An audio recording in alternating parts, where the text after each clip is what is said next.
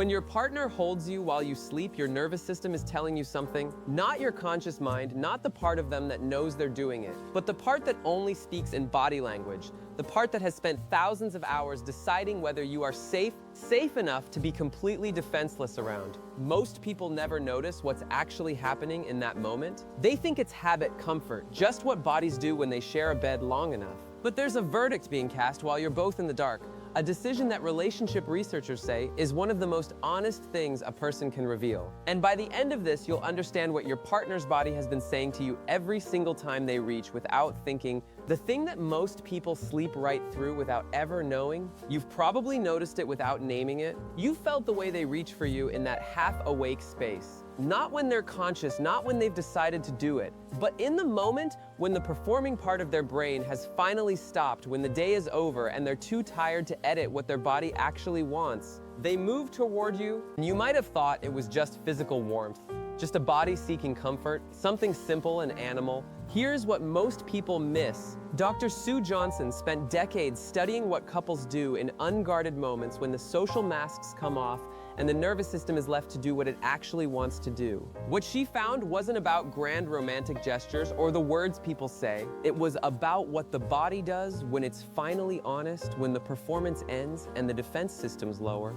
And what happens then is that the body reaches for the one person it has decided is safe. That's not comfort, that's a verdict. Sleep is the most vulnerable state you can enter. Your defenses are completely down, your awareness is gone, you cannot protect yourself. For millions of years, that vulnerability was genuinely dangerous, which means the human nervous system evolved an extremely precise mechanism, one that constantly scans even while you sleep for threat. Researchers at the University of California found that the brain's threat detection centers remain partially active during sleep. They are always quietly listening for sounds, for movement, for the presence of something that might hurt you. And when those systems detect a threat, when the nervous system has coded someone as dangerous, sleep becomes shallow, restless, broken by 1,000 micro-awakenings you won't remember. But when they detect safety, when someone has been coded through hundreds of accumulated hours of evidence as not dangerous, something remarkable happens. The body relaxes in ways it cannot fake. The cortisol drops, the muscles release, the breath becomes slower, deeper.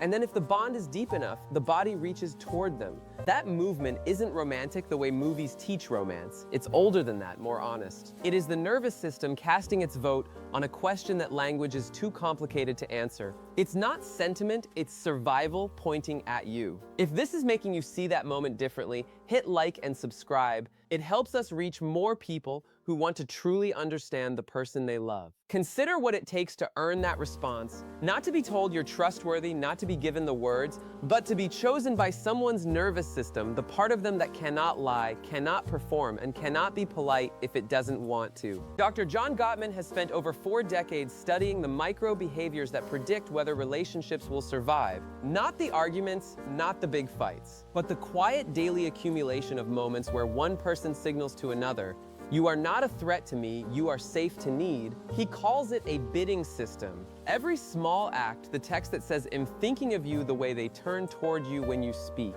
The reaching in the dark, the staying, the turning back toward you one more time, is a bid, a tiny deposit into an account the nervous system keeps without telling you. What Gottman found is that couples who unconsciously reach for each other in sleep have almost without exception spent years making those deposits. Not through one grand gesture, through 10,000 small ones. The inside jokes, the way they remember how you take your coffee, the nights they listened when they were tired, the times they chose you over being right. The reach in the dark is not a moment, it is a receipt for everything that came before it. But there is something most people never consider, and this is the part that matters most. What happens when the reaching stops? It doesn't happen loudly, there's no announcement, no dramatic conversation. One night, they're on their side of the bed, and the distance feels the same as it did last week and the week before. You might not even notice for a while, because the absence of something is always harder to see than the presence of something. Attachment researchers call this protest behavior withdrawal. When a person stops reaching, stops bidding, it doesn't mean the love is gone, not yet. It means the bid stopped being met. It means somewhere along the way, the nervous system recalculated, refilled you, not as dangerous, but as neutral, as someone who is simply there, and neutral is the quiet beginning of gone. The ones who miss this signal aren't bad partners, they're just reading the wrong signs. They're waiting for a fight or a dramatic conversation. While the real signal is happening every night in the dark, in the slowly increasing distance between two bodies that used to find each other without trying. This is why the reach matters not as a romantic gesture, as a signal, one you should be paying attention to in both directions. Most people spend their entire lives afraid to need someone that completely. They're afraid that wanting someone that much makes them weak, that showing it even in sleep, even in the dark, even when no one is watching, will somehow cost them something, that needing someone is a risk that always ends in loss. And there is very real cost to that fear, years past decades sometimes, and people stay separate. Even in the same bed, they stay defended even when they're trying to love. They hold back the most important signal, the signal that says you are safe enough for me to be truly vulnerable, because they never learned to believe they could be. But when you find someone whose nervous system has decided you are worth that vulnerability, someone who reaches toward you in the dark without knowing they're doing it, whose body has quietly decided you are not a threat, you are witnessing something that most people in the world are too afraid to give. And when that signal starts to fade, most people don't know how to read it. They feel the distance growing, they feel the bed getting colder, but they don't have language for it. So they wait for the problem to announce itself loudly, they wait for anger or betrayal or obvious rejection. They don't realize that the real sign, the one that relationship researchers say predicts disconnection years before it becomes irreversible, is happening in the dark. It's the reaching that stops. It's the bid that goes unmade. It's the body that has quietly decided to protect itself again. By the time the words come, the nervous system has already made its decision, the vote has already been cast, and now the thing underneath all of it, the thing that holding, reaching, and staying in the dark are really saying, it's not "I love you," people say that easily, sometimes too easily. It's not "I choose you" or "am committed." Those are promises, those can be broken. It's this "I am not afraid of needing you." Because that's what physical closeness during sleep actually communicates at the neurological level. It says, I have dropped every defense I have.